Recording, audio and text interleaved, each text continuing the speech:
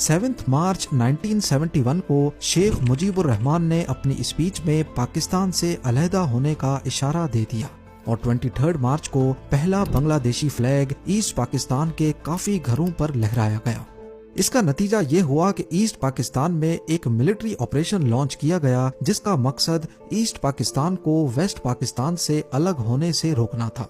बांग्लादेश की आज़ादी की ये जंग अगले 9 महीने तक चलती रही, जिसमें ईस्ट पाकिस्तान में मिलिट्री की कुछ यूनिट्स ने पाकिस्तान से अलग होकर आज़ादी पाने के लिए अपनी अलग फोर्स बना ली, जिसको बांग्लादेश फोर्सेस, मुक्ति वाहिनी या फिर फ्रीडम फाइटर्स भी कहा जाता है।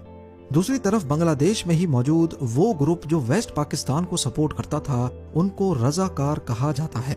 इस जंग के आखिरी 2 हफ्तों में बांग्लादेश को इंडिया की सपोर्ट भी हासिल हो गई और यूं ईस्ट पाकिस्तान वेस्ट से अलग होकर बांग्लादेश बन गया। अब क्योंकि फ्रीडम फाइटर्स की मदद से ही बांग्लादेश आजाद हुआ था, तभी शेख मुजीबुर रहमान जो कि बांग्लादेश के प्रेसिडेंट बन चुके थे, उन्होंने बांग्लादेश सिविल सर्विसेज में फ्रीडम फाइटर्स का अलग से 30% कोटा रख दिया।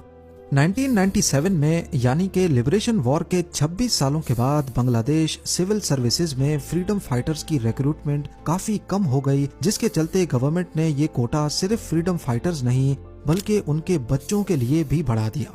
और फिर 2010 में फ्रीडम फाइटर्स का कोटा उनके पोते पोतियों के लिए भी एलिजिबल कर दिया गया। लेकिन इसके बावजूद भी सिर्फ 10% फ्रीडम फाइटर्स की नस्ल ये कोटा ले रही थी और बाकी का कोटा जाया हो जाता।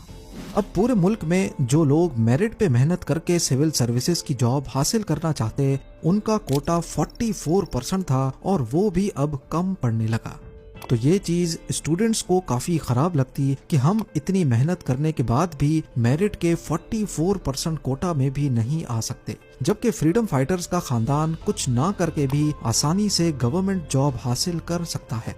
8 मार्च 2018 को बांग्लादेश हाई कोर्ट में कोटा सिस्टम के खिलाफ एक पिटीशन फाइल हुई, जिसको कोर्ट ने रिजेक्ट कर दिया। उस वक्त प्राइम मिनिस्टर शेख हसीना ने कहा कि वो पर्सनली फ्रीडम फाइटर्स के खानदान के लिए कोटा रखना चाहती हैं, जिस पर स्टूडेंट्स ने कोटा सिस्टम के खिलाफ भरपूर प्रोटेस्ट किए। उनका कहना था कि या तो फ्रीडम फाइटर्स के बच जाने वाले कोटा को मेरिट वाले कोटा में मर्ज कर दिया जाए या फिर फ्रीडम फाइटर्स का कोटा कम किया जाए। इस पर प्राइम मिनिस्टर शेख हसीना ने एग्जीक्यूटिव ऑर्डर जारी किया और बांग्लादेश सिविल सर्विसेज में से कोटा सिस्टम ही खत्म कर दिया। अगले कुछ सालों तक खामोशी रही, लेकिन फिर अचानक बांग्लादेश हाई कोर्ट ने 5 जून 2024 को शेख हसीना का वो एग्जीक्यूटिव ऑर्डर कैंसिल करके कोटा सिस्टम वापस से बहाल कर दिया और यहीं से दोबारा प्रोटेस्ट शुरू हो गए। जब हालात हद से ज्यादा बढ़ गए तो 21 जुलाई 2024 को सुप्रीम कोर्ट ऑफ बांग्लादेश ने कोटा सिस्टम में भारी रद्दोबदल का ऑर्डर पास किया।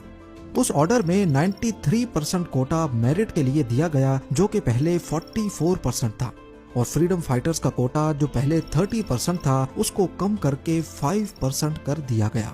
1% माइनॉरिटीज और 1% माजूर लोगों के लिए फिक्स किया गया। इस ऑर्डर के बाद स्टूडेंट्स ने सिर्फ इस शर्त पर प्रोटेस्ट खत्म करने का फैसला किया कि उनके अरेस्ट किए गए साथियों को छोड़ा जाए और जिन इलाकों में स्टूडेंट्स को मारा गया वहां के गवर्नमेंट ऑफिशियल्स रिजाइन करें।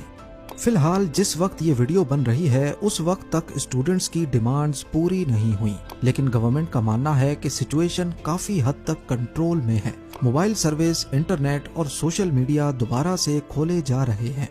आपका इस पूरे सिनेरियो के बारे में क्या ख्याल है, मुझे कमेंट सेक्शन में जरूर बताइएगा। उम्मीद है ये वीडियो भी आप लोग भरपूर लाइक और शेयर करेंगे। मिलते हैं अगली शानदार वीडियो में।